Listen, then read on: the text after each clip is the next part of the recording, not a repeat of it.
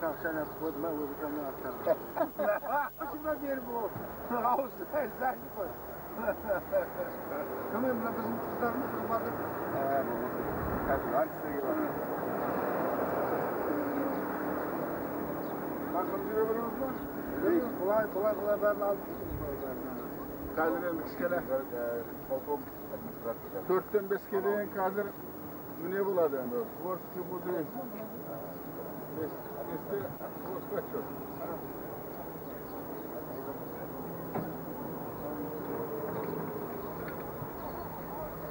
Aylan kızım, aylan hakiki bir komutan. Kalta yapıyor. Hayır komutan. Bana geldi. Borçlu bak. Kulak sana. Bir de. Hayır da Kazakistan kulak.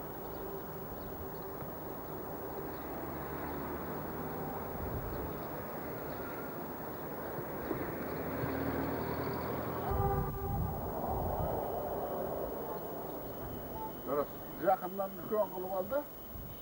Sonra ben yaptım. Kızın son kızından dayandım. Aynen de koşuyor. Baykattığımız var. Acıda var. Ne isteyiz tuttuğumuz var mı?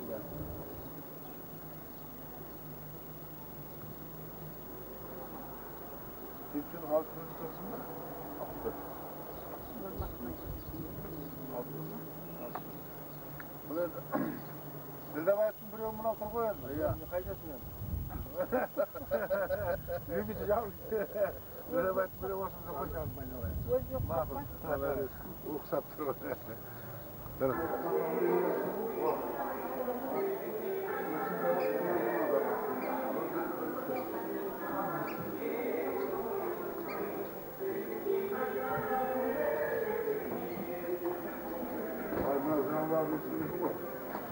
Aşağı var mı? Aşağı var.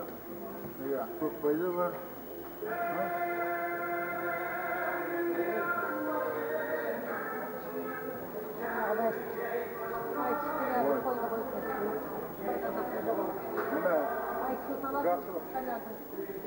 Gaksılık buna şey.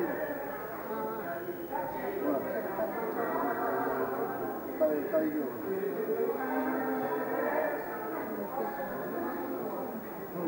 Şartlarını bunu yapar. Şartları.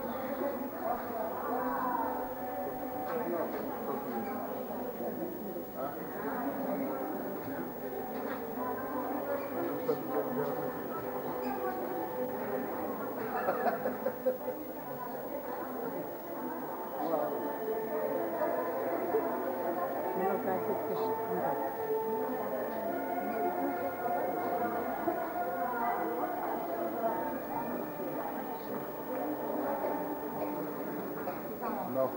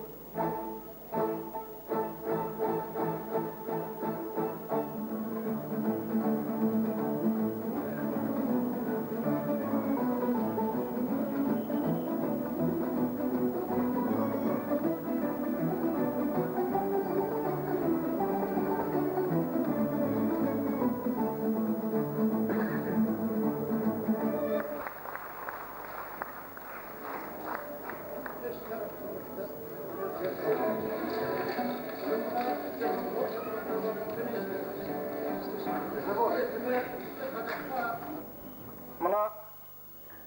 Сәтбаев қаласындағы үлкен мәдениет сарайына сіздер мен біздердің келіп бас қосып отыруымыз есі қазаққа есімі түгел тараған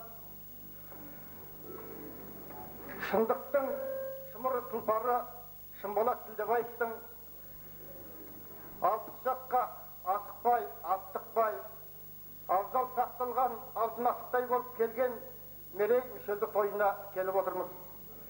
Бұл тойға қошемет, құрмет көрсету үшін әрісі Алматы, берісі осы арқа өңіріндегі осы қалай деген өнер сүйетін азаматтар келіп отыр. Сіздердің алдарыңызда жаңа ғана осы кештің беташарындай Жезқазған гуманитарлық колледжінің халық аспаптар оркестрі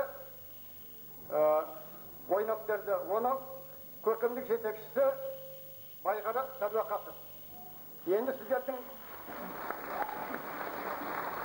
қошемет, құрмет көрсетулеріңізді пайдаланып, бүгінгі кештің иесі 60-ға келген ағамыз, ақын, жырау, жыршы, республикаға еңбегі сіңірген мәдениет қызметкері Шынболат Ділдебаев және жеңгеміз Гүлекеңді сахна төріне шақыруға рұқсат етіңіздер.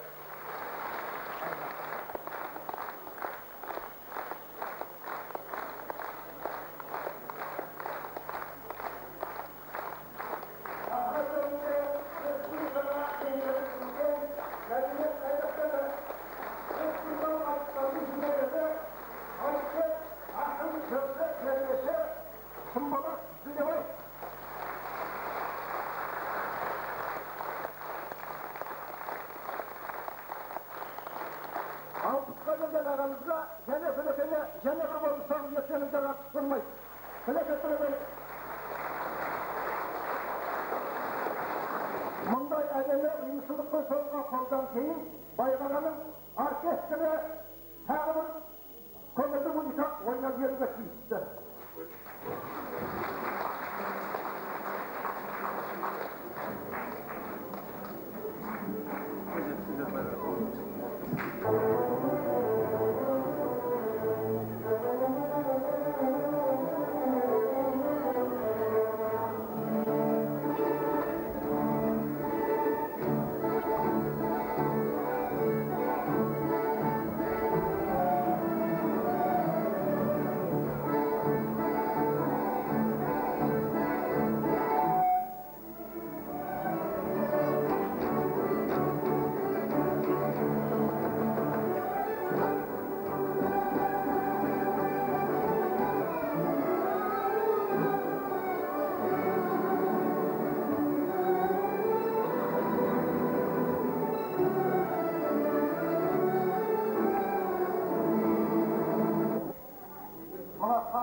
Сиқырлы, неше түрлі құпиясын сәкеннен үйренген осы Байғараның өзі алғашқы екі орындаудан кейін үшіншіні орыс халқының әндерінен құралған көңілді әуенге басқан деген тілегі бар еді. Бұл енді Байғараның сәкенге ұстазына деген өзінің тартуы. Осыны бір тыңдап өтейік.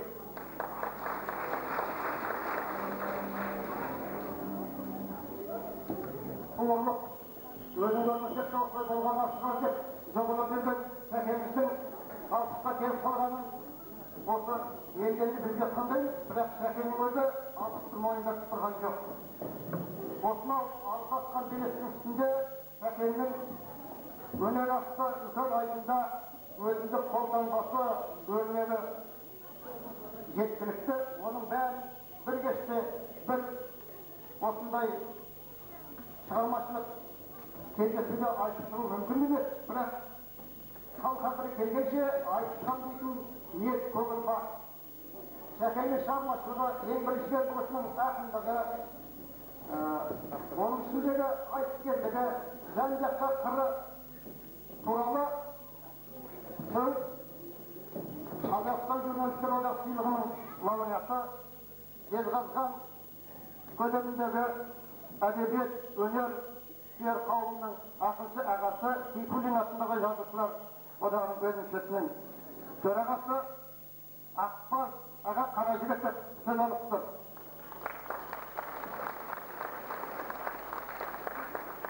Mekenli şahmaslığına burası korksun derlerde sondanıp yetkindese bir gün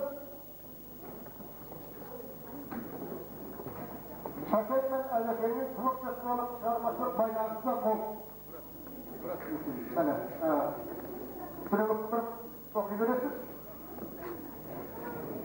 Bugün sizler öğrenci yürüge ultumuzun belirli sanatlarının biri Sımbalat Debayev'in Mereytoy'un kuvveti bulup otursunlar.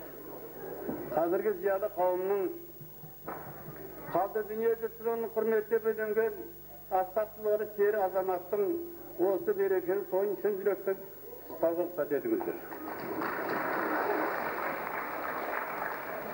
Bu kol soğuk dümürlü toyda şahsıktan bastal ülken koşemetten dil silkinse çıkan karlıgaçı bulgaydı. Öner sügen körkemlik ben sırlıkta ömür mazını edip kasiyet tutkan ulu kavim sizlerge bugünkü medya toy üstünde tangdayına soğutu yalap yüreğine şiiri söz söylegen sanatlamatımızın üyesi kemir denu şahın Angüle vesile fakka önügülük var.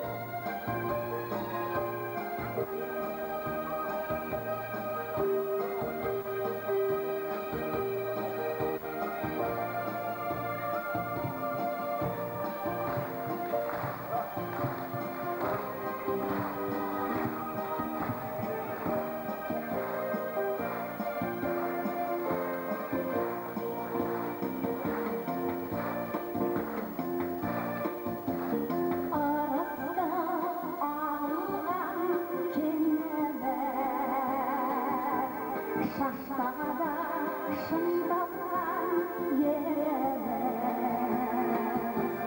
Karsala hoşlağın gençayı Satbayı жасқада келеміз Саралдың сараңға даласы Халқымның тереңдер данасы Әр таңын әндерен қарғалған Сәтбайып достықтың қаласы Саралдың сарарға даласы Халқымның тереңдер данасы Әр таңын ән күймен қарсы алған Сәтбайып достықтың қаласы Әр таңын ән күймен қарсы алған Сәтбайып достықтың қаласы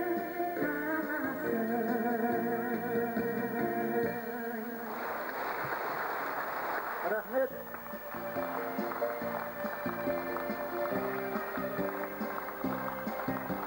Құрметті өнерсүйер қауым.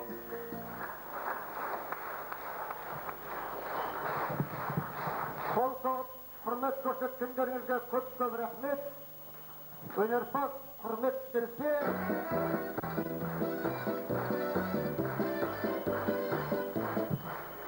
Осы бейнеңіз ұрпақтарыңызға көрінді.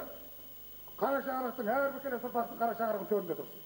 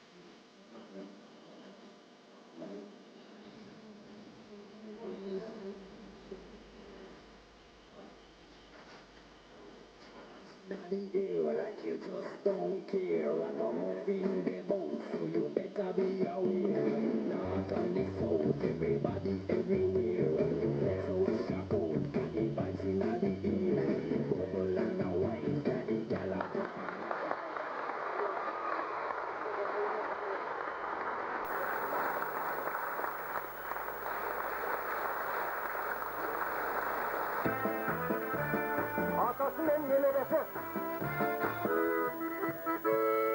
Mынау Шымболат. Қонақтар, мен көп сөз айта алмаймын, қысқа айтайын.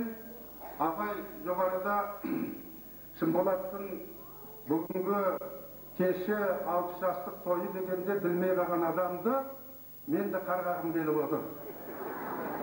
Миллионнан асқан оңтүстік өңірінің азаматтарының барлығы да өздерінің ыстық лебізін айтып, оған қоса Байлы Қонысбек басқаратын оңтүстік теледидардың бастығы мынау өзінің операторын қосып беріп, сол тойды түсіріп келіңіз, біз оңтүстік өңіріне және таратайық дегеніне басым дейіп, қуанышпен мына ұрланды алып келдім. Қазақта бір сөз бар. Бақыт деген не деген? Бірінші бақыт дередім, шешендік тілін келбетін. Екінші бақыт дередім, жақсы болып тұрса перзентің. Үшінші бақыт дередім, кел-кел деп тұрса, іздеп жүрсе туысқанмен жерлесің дегені. Біз туысқанбыз, жерлеспіз, сыртын бойынан келген Шымболат. Санау кенде жүріп, бұрғын ұстаған кезде де, одан шығып далада қаламын ұстап отырған кезінде де, осы халықтың мұңын, қазақтың шерін гимн қылып, қорықпастан айтқан азамат, жоғарыдағы бір кісілер айтқандай, бірінші Шымболат, бірінші деп айту керек оны. Олжас одан кейінгісі. Ал енді кеше айттым, сағат 2-де анау гайдың тұсында қызметкерлерінен күтіп алған кезде мен алыста келдім, сенің не жұмысың бар алыста келіп деп. Мен алыста келдім, тоқта десем, қызықты айтты, ар жағында Әлияның орнында Гүлсара келіп деп. Әбден қуандым. Тілейтінім бақытты болсын.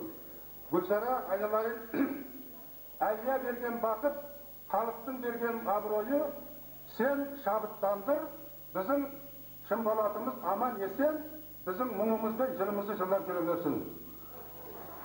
Шымболат кепсің алпысқа, 70-ің тұр көрініп, аққулар қонса айдынға, атуға жүрмей ерініп.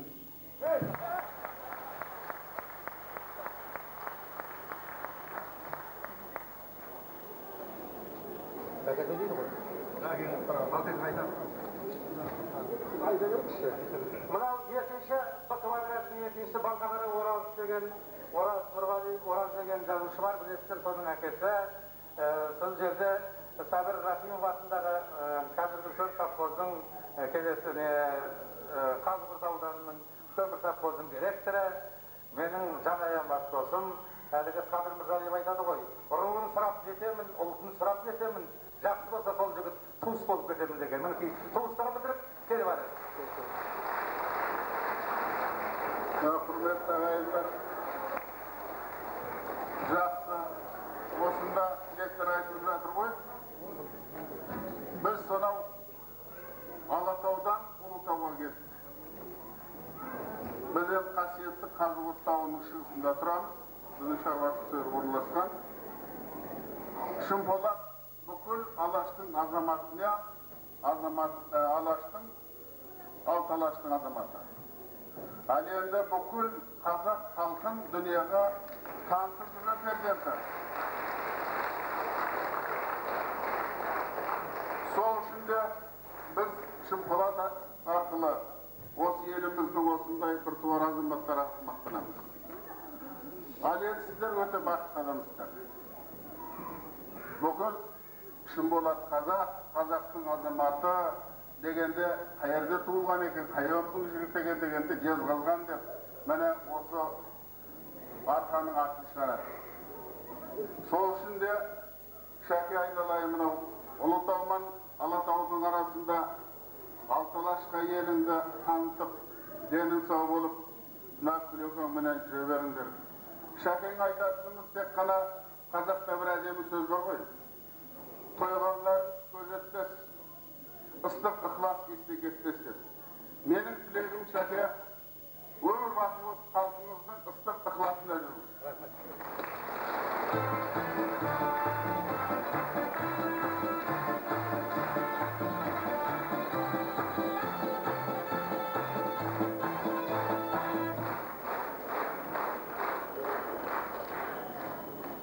Анау ортасындағы қайсыны деген деп отырмыз ғой, бірінші сөйле бердік. Жаңа айтып отырмын ғой, сол Мақтааралдан Қызылжарға дейін деп. Маған үлкен ықылас білдіріп жүрген азаматтардың бірі бір тобы сонау Керекуден ертістің бойынан келген екен, осы тойды естіп. Олар Павлодар облыстық сотының төрағасы Сайран Батанұлы, облыстық кеден бастығының басқармасы полковник Мұхамеджан Шайықсұланұлы, облыстық денсаулық сақтау орталығының генеральный директоры Баймаханов Тұңғышбай, сахнаға шығайық.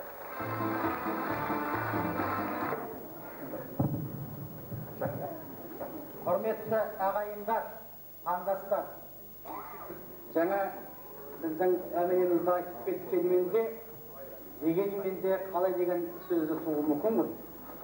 Сонау күлім деген көгерістің жағасынан шалқарлы көлді биік шыңды Баянауылдың елінен біз осы үшеуміз келгендегіміз болмаса Шынболатты менің замандасым өзі көп болса бір жарым жастай ғана менен көндігі бар. Көп көрдім деп, көп күлімді айтпасам дағы, аз ғана уақыттың ішінде мұнда тұрған Мұхамеджан деген досым арқылы осында сіздерде қызмет істеген 10 шақты жыл. Соны біліп, қиюласып, қиымдасып, жұптасып, сөзіміз, мәнеріміз бірге болып, дос болып кеттік. Дос болып келіп, сіздерге сәлем беріп, мына азаматтарының арқалы кен, осы арқаның үлкен азаматының сол торғауыл тойына біз де бір қонақ болсаң ниетпен келіп қалдық. Бұл тойда не айтсаң да жөніне келеді, не сөйлесең де орнына келеді. Сонау мың жердегі үлкен атақты кең даланың сәкені болатын болса, сондай символикасы өте күшті біздің қанышымыз атамыз келіп, осы елді мекендеп, осы елдің нұрын көтеріп, осы қазағының халқының қандай болса мерейін көтереміз деп сіздерге қызмет еткенін бәріңізде білесіңдер. Сондықтан мен Баянауылдың жігітімін. Көгерістің еркесінен толқып өткен жігітпін. Мына отырған Тұңғышбай деген осы жігіт бәріміз. Сондықтан енді осының бәрі символикасы келгенін біздің өзімізді келмеске тіпті шара болмағандай қалды. Шынболат менің замандасы, менің құрдасым бір өз сөзді айтқан. Ал енді міндік атымызға жеттік Сарыарқан даласына дегендей.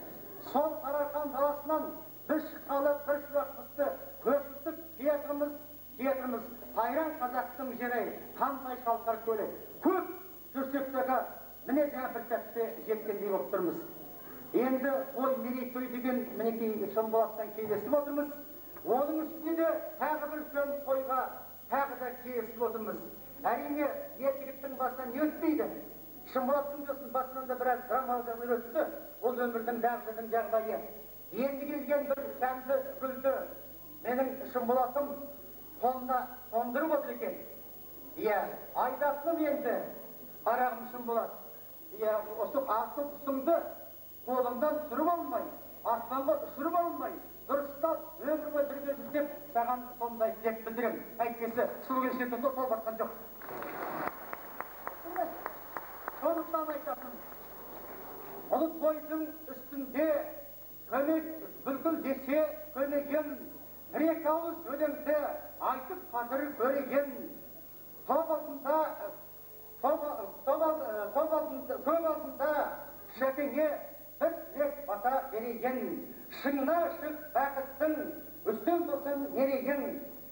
Бүгін біз келдік, бүгін біз сәлем бердік, жер қалқанға ханға кен байлықтан жезқазған кен қалған ба?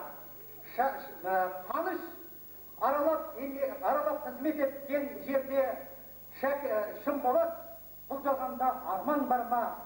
Ұлытауға сәлемдерді баянымыз, екі таудың тарихы ол үлкен аңыз. Шымболатқа ақ тілекті айтуға ол осы торқалы тойды бәріміз тоғанамыз. Құтты болсын қадамың, алпыстың табалдырығын аттаған. Ұл боп келіп дүниеге ана сүттің ақтаған. Сен асыл жан адалдықты жақтаған. Қазақ болып қадірлі, ұлттасы дәстүрін сақтаған. Дос болғанда өзіме бүкіл жұртқа мақтанамын. Тағы сәті түскенде есіме түсті, Шымболат айтатын саған бір тілек. Мен өзімнен Шымболат бір-ақ жас қана келмедім. Мен алпысқа келгенде сен тамада болам деп едің. Жігіт болсаң Шымболат, ұмытпа бұл сертіңді. Осы мен тойыма болғанда тамада етем, қадірлеп өзіңді.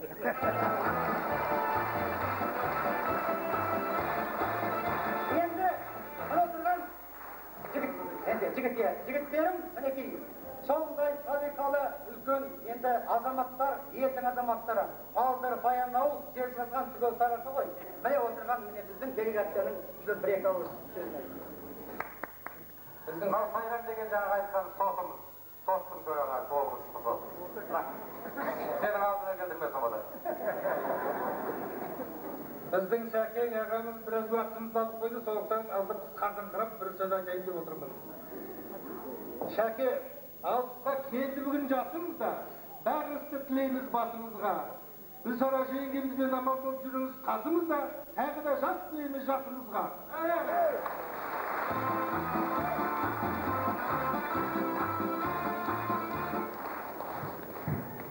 Полковник кеден бастығы Мұхаммед Шейховтегі мына ортада. Алағайындар, бүгінгі шыққан Шәкеңнің тойы бір үлкен толқыныста, құбылыста тұрмын. Өйткені бүгін мен өзімнің ағам, бір жағынан Қанекеңнің нағашы жүрағаты осы Тұңғышбай деген алдарыңызда тұрған.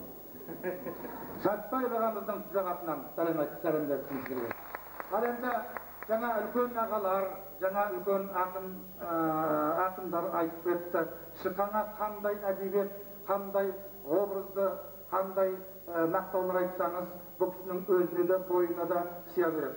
Мен дәрігер ретінде айтатыным, бұл кісіге 60 жасында 60-тамын деп алаңдамай, денсаулық басына, қойнына, үйдегі жеңгейге, осы тұрған халыққа бәріне денсаулық тілеймін, одан басқа байлық жоқ деп ойлаймын.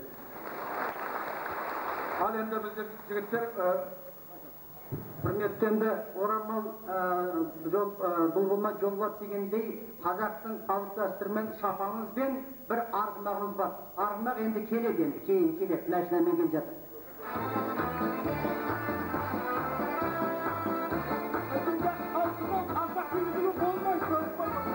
Біздің Павлодар салқын 40 градус аяз, тозы өтін бөрікке.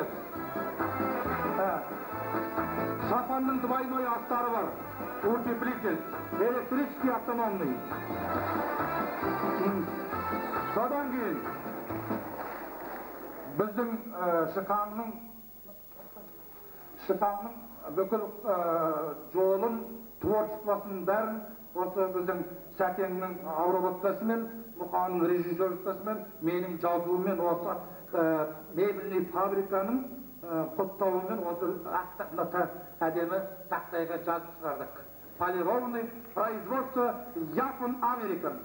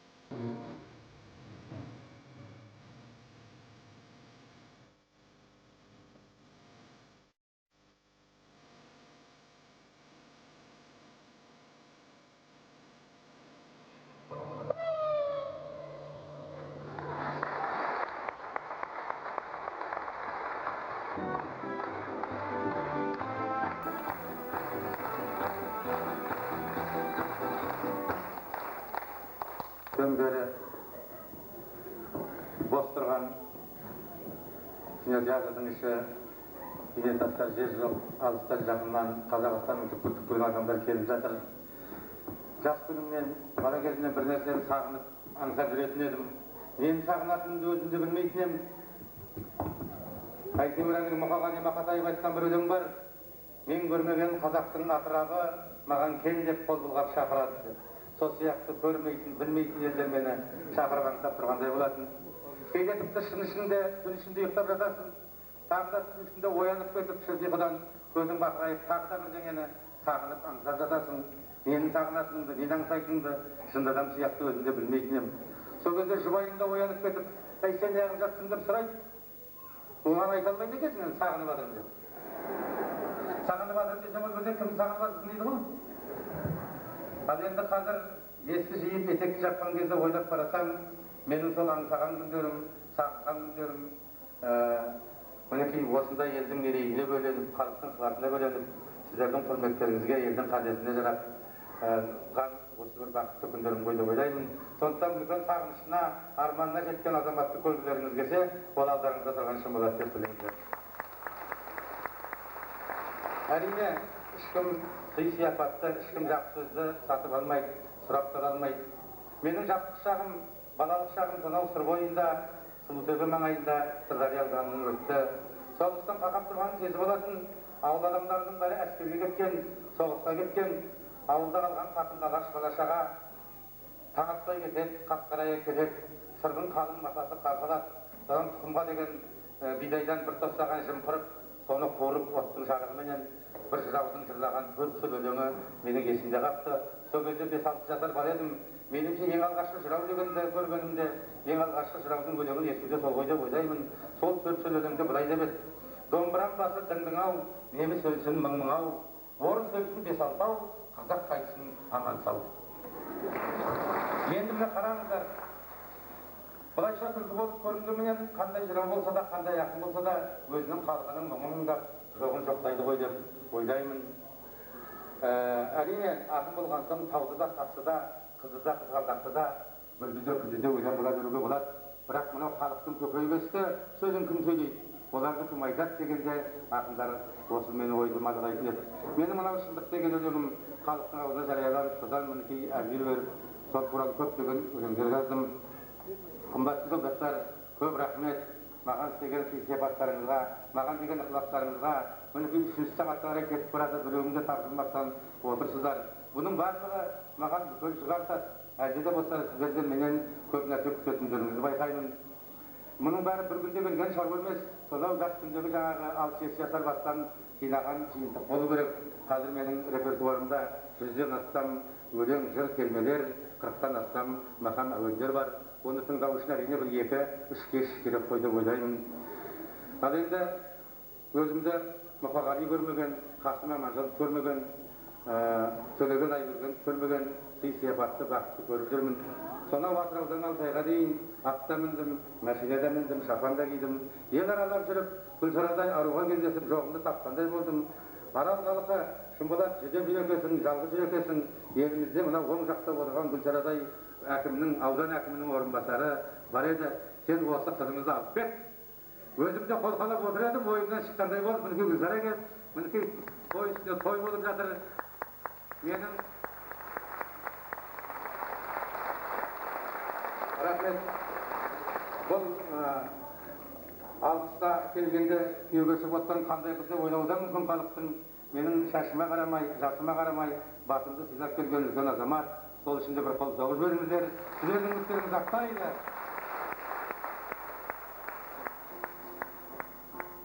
Енді уақыттарыңызды көп алмай, бір-екі өлең айтып берейін.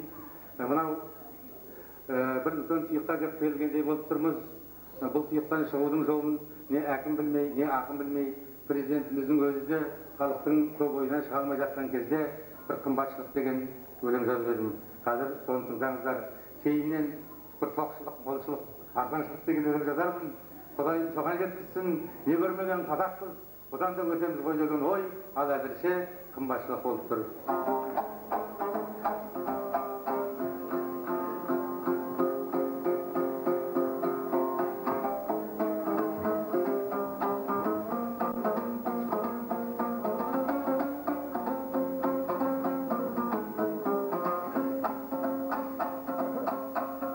Келекеуміз тіршілік сырласайық, сырласқанды ешкімде қылмасайық, бәрін тастап шығайық оңашаға, сырласайық анау бір қырдасайық.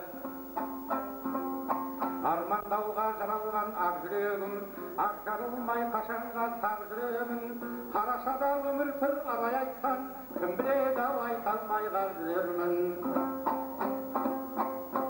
Жауабы жоқ сұрақтың ішіндемін, қалай заманды мүсіндедім, бетіміз дау қай жаққа бұрып едік, қайда кетіп барамыз түсіндедім.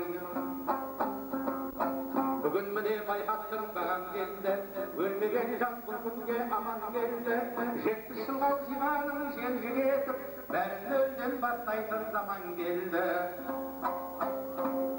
Заман келді көрмеген баған алып, армен намыс ақшаға тағаланып, инженерлер, ұстаздар, дәрігерлер, саудагер боп шыға кеп сараланып. Бар әңгіме айтатын тиын болды, тиын болса өмірде сыйын болды, сәлемінде құлдап жүр көршілерім, бәрінен де сонысы қиын болды. Нарық бүгін шырқап тұр сайқан әнін, алдым тұман, артым жар байқағаным, дөңгеленген дүния шырайлады, байменге дей заманын қайталадың. Дөңгеленген дүния шырайлады, байменге дей заманын қайталадың. Киім қымбат, үй қымбат, тамақ қымбат, кешегі сом затыңыз бүгін мыңдап, нарық келіп замандай арқылып, қысқақтағын жоқшылық керек шындап. Арға қымбат, ат қымбат, тамыз қымбат, нарық жұтып бәрінде алып қымбат, қалар мекен көңілсіз әне бір шал, өле қалсай кебін жоқ табыт қымбат. Қымбат, япырмай бәрі қымбат, бата ұрса бір шер дәрі қымбат, қайыр сұрап қол жайды тағы бір шал, өлмеу үшін кәйтін ай жаны қымбат.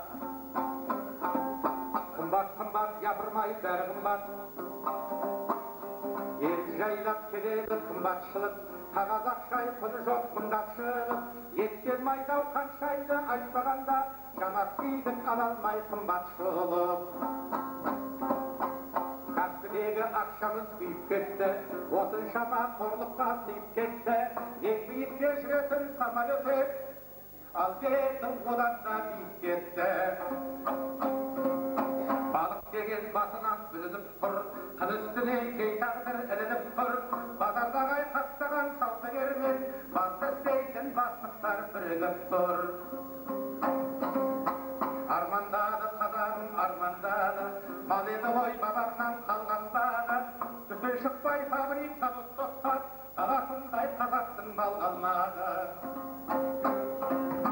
Міне осындай қазіргі тұрмыс деген, қымбатшылық жалғаспай қылмыс берен, кісі өлтіргіш қанжылау қарақшымен, прокурор мен соттарын бір істеген. Жауабы жоқ сұрақтың ішіндемін, қалай заманды мүсіндедім, бетіміз дау қай жаққа бұрып едік, қайда кетіп барамыз түсіндедім.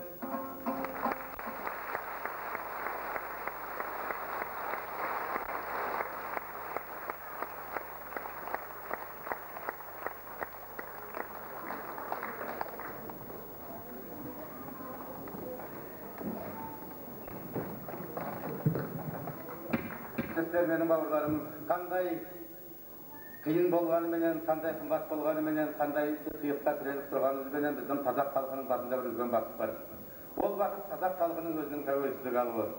Мұндай күнге жету үшін Балтық бойында қаншама қан төгілді, Грузияда қандай соғыс болды, Шешенстанда не болғанын сіздер телевизордан күнде біліп көріп отырсыздар.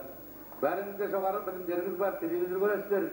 Сіздердің алдарыңызда білгісіп бірдеңені айта беру мен үшін өте қиын, бірақ жырау болып ел алдына шыққаннан кейін оны айту біздің қатыгезді ардақты парызымыз. Мінекей бір оқ шықпай, бір адам атымыз майып болмай, қазақ халқының тәуелсіздік болуы бұл халқымыздың ғасырлар бойы аңсаған арманы еді ғой. Мінекей сол тәуелсіз ел болғанда Қазақстан дегенде бір өлеңім бар еді, соны тыңдаңыздар.